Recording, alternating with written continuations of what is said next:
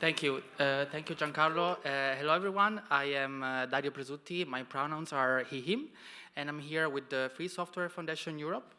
And today, I would like to talk to you about router freedom and, in particular, the latest development around it in Italy. To introduce you with the topic. So, for those of you who don't know what free software is and what the Free Software Foundation Europe does, we are a charity that empowers users to control technology. And to control technology, we also need to control the software that runs this technology. And to control it, we have to have guaranteed some freedoms. And free software gives you 4 freedoms: the freedom to use the software, the freedom to study it, to share it, and to improve it. So these 4 freedoms guarantees you the right to control the software we run. And of course, software also runs in devices. So it's important to also have the power to control the devices we own every day. And that's why choosing our own devices to connect to the internet, for example, routers, it's fundamental to control the technology that we own. And it's a very important thing because, like, we can, for example, choose to own the mobile phone we'd like to connect to the internet, or to do mobile to do mobile calls, sorry, or like we can choose our own washing machine. We believe that it's extremely important to also have the possibility to choose the device that allows you to connect to the internet. The problem is that we are fighting this fight is because in Europe, many internet service providers actually do not allow you to own the router of your choice, and actually do not guarantee you the freedom to actually choose it. To give you a bit of context, router freedom is actually connected to net neutrality. Net neutrality is the concept that actually forces internet service providers to not discriminate content on the internet based on website, service, and also service type of equipment. So basically, router freedom is a fundamentally pillar of net neutrality, and the European regulation that actually frames this freedom is the EU Open Internet Regulation that actually guarantees router freedom. That law is not a law that automatically applies to all EU countries.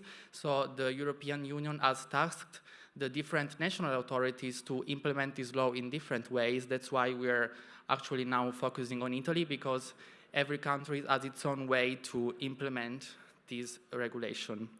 So as I mentioned before, I will skip just one slide to provide you with this image. So many internet service providers do not comply with this law because they impose their router in contradiction with the net neutrality principle, because their argumentation concerns the location of the network termination point. So basically, the network termination point is an arbitrary decision that defines where the public so basically the public communication network ends and where the private network of the end user starts.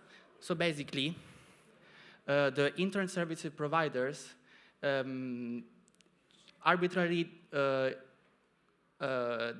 created this argument in order to impose their own routers. That means that if the network termination point ends, it's here, so at the end of the plug, this means that everything that comes after that, so after the cable, it's property of the end user. And in this case, the end user can choose their own router. If instead the NTP is after the modem or even after the routers, that means that the internet service providers can choose impose you the routers that they want. So in Italy, actually, in 2010, router freedom was guaranteed, and so all users in Italy were able to choose their own routers. But already in 2019 and 2023, some exceptions were introduced, especially for fiber networks, and that's what we are focusing about in this talk. So these exceptions were introduced by AGCOM. AGCOM is the regulator that actually controls these kind of topics in Italy, and that was tasked by the European Union to do so. Has allowed internet services provider to actually impose their routers for fiber networks. So basically, with this exception, users that had a fiber network contract were not allowed to have their own routers except in a bridge mode. So that, anyways, hampers router freedom. Furthermore, in 2022, there was another step back when some certification problem arose. So basically, there was a decision by AGCOM that basically imposed on TIM, which is the largest internet services provider in Italy, to actually allow different routers from different operators in fiber networks. So if you think about it, this would actually mean that there would be router freedom in Italy in fiber network. But what happened is that TIM proposed some certification schemes. So basically, competitors, in order to be able to connect to TIM's network, they should follow a certification procedure that is extremely expensive. At the beginning, it was even around 100,000 euros. And basically, they should redo the certification schemes after every software update.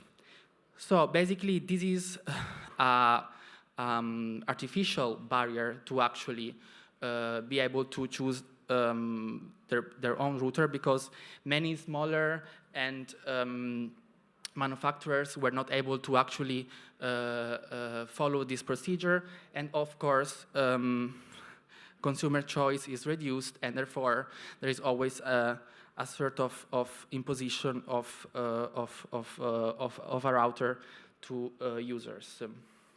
So what we did do about it, already at the end of 2024, we submitted some position papers to the AGCOM when they introduced the exceptions. We provided different evidence, we provided some surveys that we conducted all around Europe, we provided technical and legal analysis, and we also mobilized the community around it. And it actually worked, because at the beginning of 2025, AGCOM, the consumer section of the organization, opened a public consultation asking about the pros and the cons of determining the position of the network termination point in fiber network. So actually, AGCOM asked what are the pros and the cons of allowing router freedoms in fiber networks. So we, of course, participated in the consultation, and we advocated for the definition of the NTP of the passive physical point of the user premises, therefore where the plug is allowing router freedom also for fiber networks. And we also highlighted to AGCOM, of course, we opposed the mandatory discriminatory certification and all these kind of schemes that would impose artificial barriers, but we also highlighted to AGCOM what other regulators did in Europe. And in particular, regulators from Finland, Netherlands, Belgium, and Germany did not find any technical reasons to limit router freedom, because the regulation says that the only exception that could be made in order to hamper router freedom would be a technical necessity. So internet service provider use different arguments that we're going to see later to hamper that. But the most recent decision was taken in Germany after years of investigation. The German regulators actually did an investigation because internet service providers asked to impose their own routers, and the German regulators did an investigation in order to see objectively if this was justified or not. And what they found out is that actually also proprietary devices from the internet services providers themselves were found vulnerable and there were security vulnerabilities. So they are not more secure than the routers that user can choose.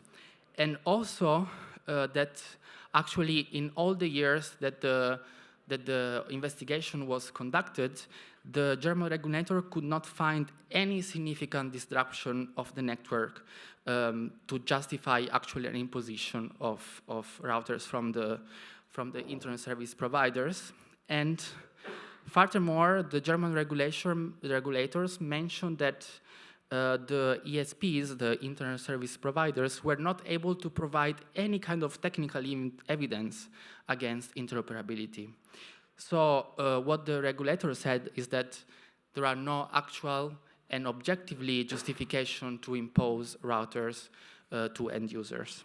And furthermore, the German regulator said that technological neutrality is actually necessary, and as the European regulation said, if there is no technical necessity to hamper that, then the law should not discriminate technologically. So, perfect, that I was.